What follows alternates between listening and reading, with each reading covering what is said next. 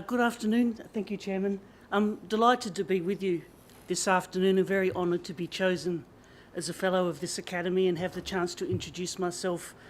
I must admit we're coming to the end of the list and I've been absolutely amazed and impressed by the quality of my new colleagues at the Academy, and I really look forward to getting to know you all and working with you in the future. So my name's Sarah Ryan. All of my career has been in the oil and gas industry, most of that international outside of Australia and most of that around oil field technology development, commercialisation and deployment into the field. So, whoops. Okay, so about me, I've taken the opportunity to spread my about me into 3 slides, but there's plenty of pictures. So I kind of think of my career in 3 phases. You know, when I came to kind of trying to summarise it, it sort of naturally fell into that way. And this is the first phase, which you know is my technical phase. I did a Bachelor of Science in Geology at the University of Melbourne, and then followed it up with a Bachelor of Science with honours in Geophysics at the University of Adelaide. Particularly because Adelaide had then and does have now an extremely good industry connection in the oil and gas industry, and that's where I was interested in going. Then I went and joined, I went into the oilfield services industry, joined a company called Schlumberger. It's the world's largest, most profitable and technically advanced oilfield services company, where I worked as a graduate engineer. And you can see the 2 pictures of the rigs there. So I spent the first 3 years of my career mostly on the well site, about 90% of my time, you know, in hard hats and steel-toed boots and with my name embroidered and safety things all over me. And I thoroughly enjoyed it. Just as a note, I was the first female graduate engineer to work onshore Australia 27 years ago. It's changed a lot since then. There's still challenges, but boy, it was tough back then. And I think I was the second graduate engineer to work offshore in the Northwest Shelf. And then after 3 years of that, I went back to university to Adelaide, and I did my PhD in petroleum geology and geophysics. Was very fortunate to have the thesis I was working on. The data was provided by Woodside, and I spent some time in the office. So I kept that, industry connection through my career. So that was the well site years. Oops, sorry. Okay, so then I went technical. So with the PhD, I went back to Schlumberger, and I worked for 4 years in both of their research centres. Now, Schlumberger has a wonderful investment that's very steady through the ups and downs of the oil industry into research and development. And this is looking at new science and new engineering into the oil and gas industry. So that's what I did. My technical specialty is we call seismic reservoir characterization. So that's looking at the seismic data and any other data that you have, which is that circle with all the tiny little words you can't read. Everything from petrophysics to rock data to every kind of data you have, geological data, put it all together, and then you try and make the best picture possible of the oil and gas reservoir, where the fluids are, what the rocks are, the porosity, the permeability, etc.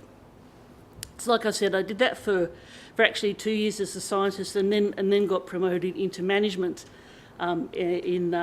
in the science labs. And I must say those were very, very fun years, because leading a team of really good research scientists is tremendous fun. It's not really managing, it's just kind of gently herding the cats, you know, in the general direction. So after doing that for a couple of years, I moved into management.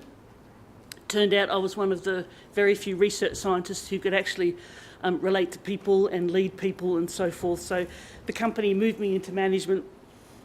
And then I spent 15 years with Schlumberger, moving through these different roles I lay out here, and then moving up into senior management and general management. And in that time, I lived in 7 different countries and worked in many, many more: Indonesia, Thailand, Norway, the States, the UK, all over the place. So this is the third phase. So I stepped from the big, being a senior manager, but being a small cog in a big company, and I jumped out to become the chief operating officer, the COO of a startup company, where we were commercialising some very new and innovative geophysical technology. So this was in Scotland. We were private equity backed, and after 2 very exciting years, so I have the battle scars of commercialisation. done it. We sold the company for 275 million US dollars, which is 360 million Australian dollars, which was amazing because we were only a tiny little company of 50 or so people in this tiny little office in Edinburgh. It was a really exciting time. We had many near-death experiences. Yeah, I can talk about that forever. It's a great, I think it will be a great business school story at some point. And then from that, I was fortunate enough to be able to decide what I would like to do after that. So I went to do something completely different, and I moved to the States and I went into investment management, basically private equity. So for the next 7 years, I was in charge of all the oil and gas mining services, etc., energy investments globally for this company, which is about $2.5–3 billion in total. So that was very fun. So going from the being in the industry to looking at the industry as an investor. So I learnt a lot from that. And during that time decided to move my family back to Australia because my children were at high school age and we wanted them to grow up Australian. So we moved back here to Queensland, where I live now, and started my career as a non-executive director.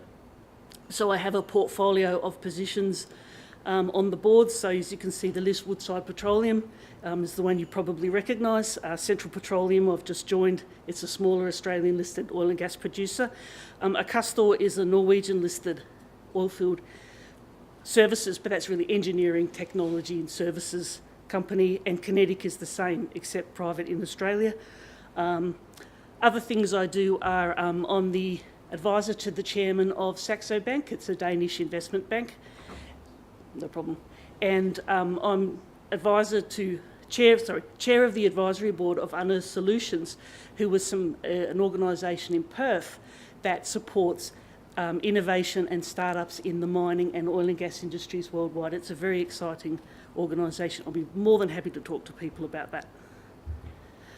So for 2030, thinking about the oil and gas industry in general, not for Australia but globally, the challenges are obviously to improve safety, number one, efficiency and reducing costs, and emissions, all kinds of environmental emissions of all kinds. So for the oil and gas industry, it develops a lot of technology itself. It always has, in places like Houston, Norway, etc. But now you can see, and people have been talking about it today, there's a huge range of new technologies coming out. So the challenge to the oil and gas industry is taking all those things that I've listed here and saying, how can we use that to benefit our industry and do those things that I've listed here. And the picture there is a NASA robot that Woodside's currently using to see if they can apply that robot for offshore inspection so the people don't have to go offshore where it's dangerous and boring and really dangerous, and the robot can go instead. Where do I see potential contributions to the Academy? Well, like I've said, most of my career has been international. I've got a very good network of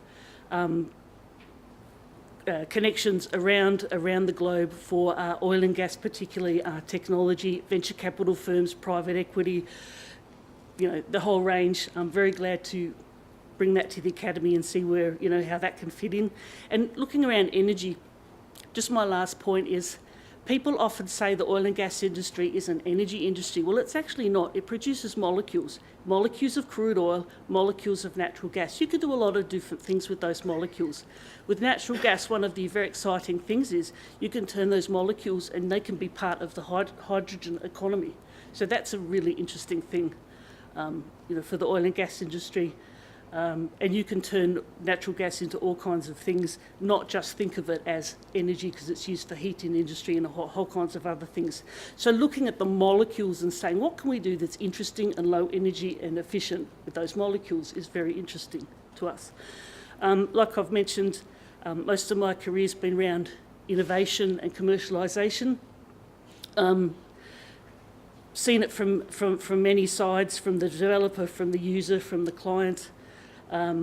Be more than happy to participate in activities around the area. So once again, thank you very much, and thank you for making me all feel so welcome.